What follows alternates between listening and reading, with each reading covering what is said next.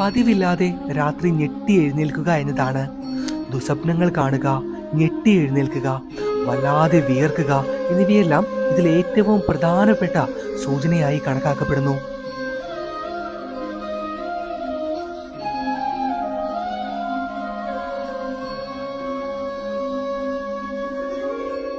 ശ്രേഷ്ഠ വചനങ്ങൾ ഭാഗം 128. കഴിവതും ദാനധർമ്മങ്ങളിൽ ഏർപ്പെടുക. ചെയ്യുന്ന ഓരോ ദാനധർമ്മങ്ങളും നിന്നെ സമ്പൂർണനാക്കി തീർക്കും. ഹരേ കൃഷ്ണ.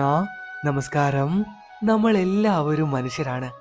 അതുകൊണ്ട് തന്നെയും തെറ്റുകളും കുറ്റങ്ങളും ഇല്ലാതെ ഈ ഭൂമിയിൽ ജീവിക്കുക എന്നത് വലിയൊരു കടമ്പ തന്നെയാണ്. എന്നാൽ എല്ലാ ദിവസവും ഭഗവാനെ വിളിക്കുകയും പ്രാർത്ഥനയിൽ മുഴുകുകയും ചെയ്യുന്ന ഒരു ഭക്ത അല്ലെങ്കിൽ ഭക്തൻ അറിഞ്ഞോ അറിയാതെയോ മറ്റൊരാൾക്ക് ദ്രോഹം ചെയ്യുകയോ അവരെ വഞ്ചിക്കുകയോ ചെയ്യുകയാണ് എങ്കിൽ എന്താവും സംഭവിക്കുക? പിന്നീടുള്ള ദിവസങ്ങളിൽ എന്തെല്ലാം ലക്ഷണങ്ങളാവും ഭഗവാൻ നമുക്ക് നൽകുക? നീ ചെയ്തത് തെറ്റാണ്, എത്രയും വേഗം അതിനൊരു പരിഹാരം കാണണം എന്ന രീതിയിൽ കണ്ണൻ ഒട്ടനേകം ലക്ഷണങ്ങളും സൂചനകളും നമ്മിലേക്ക് തന്നുകൊണ്ടേയിരിക്കും. അത് അറിയുക എന്നത് തന്നെ ഏറ്റവും ശ്രേഷ്ഠമാണ് കേട്ടോ. ഇത്തരം സാഹചര്യങ്ങളിൽ ഭഗവാൻ നമുക്ക് നൽകുന്ന സൂചനകളെക്കുറിച്ചും ലക്ഷണങ്ങളെക്കുറിച്ചുമാണ് ഇന്നത്തെ ഈ വീഡിയോയിലൂടെ പറയുവാൻ പോകുന്നത്. അത്രത്തോളം ഉപകാരപ്രദമായിട്ടുള്ള ഒരു വിഷയം തന്നെയായിരിക്കും ഇത്. കാരണം എല്ലാവർക്കും തെറ്റുകളും കുറ്റങ്ങളും സംഭവിക്കാറുണ്ട്. വീഡിയോ മുഴുവനായി തന്നെ കാണുക. പറയുന്ന ഓരോ കാര്യങ്ങളും ശ്രദ്ധാപൂർവം കേട്ടുകൊള്ളുക. പിന്നെ പ്രത്യേകം എടുത്ത് പറയേണ്ടതില്ലല്ലോ. ഇപ്പോൾ തന്നെ ചെറുതായിട്ടൊന്ന് ലൈക്ക് ചെയ്യുന്ന കാര്യം കൂടി പരിഗണിക്കുക. എന്നിരുന്നാൽ മാത്രമേ നിങ്ങൾക്ക് നമ്മളിടുന്ന ഓരോ അറിവുകളും ലഭിക്കുന്നത് പോലെ മറ്റുള്ള ഭക്തജനങ്ങളിലേക്കും ഈ അമൂല്യമായ വിഷയങ്ങൾ എത്തിച്ചേരുകയുള്ളൂ. ശരി, അപ്പോൾ ഒട്ടും ദീർഘിപ്പിക്കുന്നില്ല. ഭഗവാന്റെ നാമത്തിൽ തന്നെ നമുക്ക് തുടങ്ങാം. നമ്മളിപ്പോൾ അറിഞ്ഞുകൊണ്ടോ അല്ലെങ്കിൽ അറിയാതെയോ ആണ് മറ്റൊരാളെ ചതിക്കുന്നത് എങ്കിൽ, വഞ്ചിക്കുന്നത് എങ്കിൽ, പച്ച മലയാളത്തിൽ പറഞ്ഞു കഴിഞ്ഞാൽ കുഴിയിൽ കൊണ്ട് ചാടിക്കുക എന്ന പ്രയോഗമുണ്ട്. അങ്ങനെ ചെയ്യുന്നത് എങ്കിൽ ഒരു ഭക്ത എന്ന നിലയിൽ ഭഗവാൻ കുറച്ച് സൂചനകൾ നിങ്ങൾക്ക് നൽകും.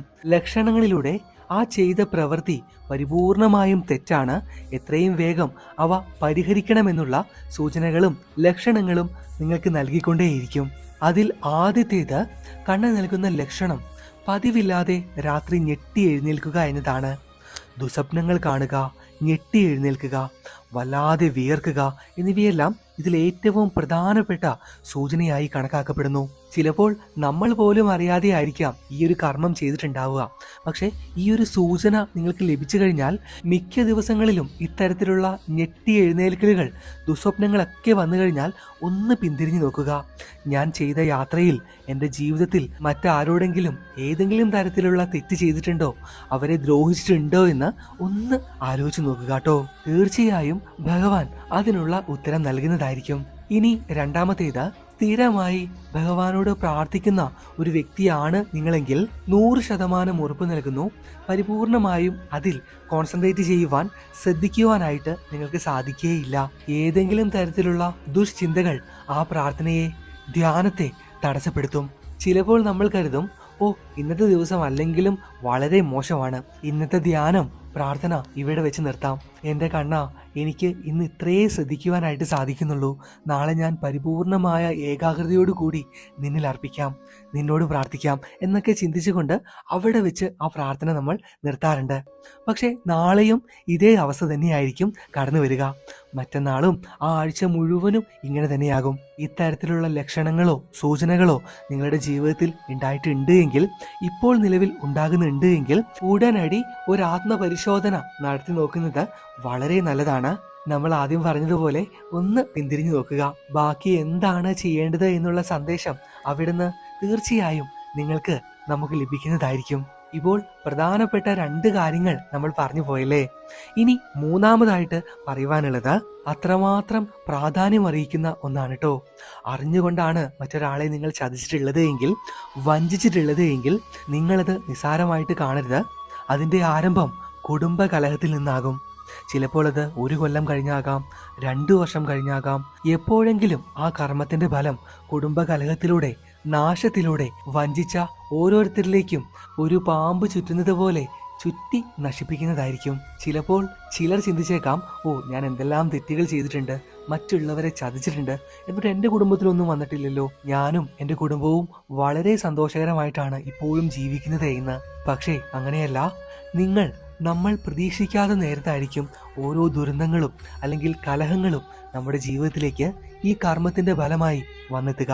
ആയതിനാൽ ആരെയും അറിഞ്ഞുകൊണ്ടോ അറിയാതെ പോലും ദ്രോഹിക്കാതിരിക്കുക. കണ്ണൻ ഇത്തരത്തിലുള്ള പല സൂചനകളിലൂടെയും ലക്ഷണങ്ങളിലൂടെയും അതിനുള്ള മറുപടികൾ നൽകുന്നതായിരിക്കും. ഇനി നാലാമതായിട്ട് പറയുവാനുള്ളത് ഇടയ്ക്കിടയ്ക്കുള്ള നെഞ്ചിടിപ്പാണ്. വല്ലാതെ എന്തെന്നില്ലാത്ത ടെൻഷൻ വരിക, സങ്കടങ്ങൾ വരിക, നെഞ്ചിടിപ്പ് കൂടുക എന്നിവയെല്ലാം ഏറ്റവും പ്രധാനപ്പെട്ട ലക്ഷണങ്ങളും സൂചനകളുമായി ഇന്നും കണക്കാക്കപ്പെടുന്നു. അങ്ങനെയൊക്കെ ഉണ്ടായിക്കഴിഞ്ഞാൽ ഒരു ഭക്തൻ അല്ലെങ്കിൽ ഭക്ത എന്ന നിലയിൽ ഭഗവാൻ നൽകുന്ന വലിയൊരു സൂചന ലക്ഷണമായി നിങ്ങൾ ഈ ഒരു കാര്യത്തെ കണക്കാക്കണം. ആ ചെയ്ത തെറ്റിനുള്ള കർമ്മത്തിനുള്ള പരിഹാരം കാണുകയും വേണം. ഇനി അവസാനമായി പറയുവാനുള്ളത് ദുസ്വപ്നങ്ങളെക്കുറിച്ചാണ്. പട്ടി, കരിമ്പൂച്ച, പാമ്പ്, മൂങ്ങ എന്നിവയെ സ്വപ്നം കാണുന്നത്, അതും സ്ഥിരമായി സ്വപ്നം കാണുന്നത് വളരെ നല്ലത് എന്നല്ല, വളരെ മോശമായിട്ടുള്ള കാര്യമാണ്. അത്രത്തോളം നെഗറ്റീവായിട്ടുള്ള മോശം ചിന്തകളിലൂടെ കടന്നു പോകുന്ന ഒരു വ്യക്തിയിലാണ് ഇത്തരത്തിലുള്ള സ്വപ്നങ്ങൾ വന്നു ചേരുക. മോശം കർമ്മങ്ങൾ, മോശം പ്രവൃത്തികളെല്ലാം ഈ സ്വപ്നങ്ങൾക്ക് കാരണമാണ്. ഇത്തരത്തിൽ മൃഗങ്ങളെയും പക്ഷികളെയും ദുസ്വപ്നങ്ങൾ കാണുന്ന ഒരു ഭക്ത അല്ലെങ്കിൽ ഭക്തൻ ശ്രദ്ധിക്കേണ്ട ഏറ്റവും പ്രധാനപ്പെട്ട കാര്യം, ഒരാഴ്ചയിൽ നിങ്ങൾ എത്ര തവണ ഇത്തരത്തിലുള്ള ദുസ്വപ്നങ്ങൾ കാണുന്നുണ്ട് എന്നതാണ്. ഇത്തരത്തിൽ സ്ഥിരമായി നിങ്ങൾ കാണുന്നുണ്ട് എങ്കിൽ തീർച്ചയായും നിങ്ങളുടെ ചിന്തകളെ ശ്രദ്ധിക്കുക. നിങ്ങൾ കഴിഞ്ഞുപോയ കാലങ്ങളിൽ ഏതെങ്കിലും രീതിയിലുള്ള തെറ്റോ കുറ്റങ്ങളോ ചെയ്തിട്ടുണ്ടോ എന്ന് വിലയിരുത്തി നോക്കുക. ശാന്തമായിരുന്ന് ഇത്തരത്തിലുള്ള ആത്മപരിശോധന നടത്തിയതിനു ശേഷം ഞാൻ അറിയാതെയാണ് അല്ലെങ്കിൽ അറിഞ്ഞുകൊണ്ടാണ് വഞ്ചന ചെയ്തത് എന്ന് തെളിഞ്ഞു കഴിഞ്ഞാൽ ഉടനടി ഭഗവാന്റെ നാമത്തിൽ അതിനുള്ള പരിഹാരം ചെയ്യുവാൻ നിങ്ങൾ ശ്രമിക്കേണ്ടതാണ്. നിങ്ങൾ ആരാധിക്കുന്ന ആ മൂർത്തി നൽകിയ ലക്ഷണവും സൂചനയും അറിഞ്ഞതിന് ശേഷവും നിങ്ങൾ അതിനൊരു പരിഹാരം കണ്ടില്ല എങ്കിൽ ഒന്ന് ഉറപ്പിച്ചുകൊള്ളൂ, തീർച്ചയായും വലിയൊരു ദുരന്തം നമ്മൾ നേരിടേണ്ടതായിട്ട് വരും. ചിലപ്പോൾ അത് ഭഗവാന്റെ നാമത്തിൽ നമ്മൾ മാത്രമായിരിക്കില്ല ഉൾപ്പെടുക, നമ്മുടെ കുടുംബവും, എന്തിനേറെ നമ്മുടെ സുഹൃത്തുക്കൾ പോലും ചിലപ്പോൾ അതിൽ ഉൾപ്പെട്ടേക്കാം. ഒരു മാപ്പിൽ തീരുന്ന കാര്യമാണെങ്കിൽ അങ്ങ് ചെയ്തേക്കുന്നേ. ഒറ്റ ജീവിതമല്ലേ നമുക്കുള്ളൂ. ശരി, അപ്പോൾ ഇത്രയും കാര്യങ്ങളാണ് ഇന്നത്തെ ഈ വീഡിയോയിലൂടെ ഞങ്ങളുടെ ഏറ്റവും പ്രിയപ്പെട്ട ഭക്തജനങ്ങളോട് പറയുവാനുള്ളത്.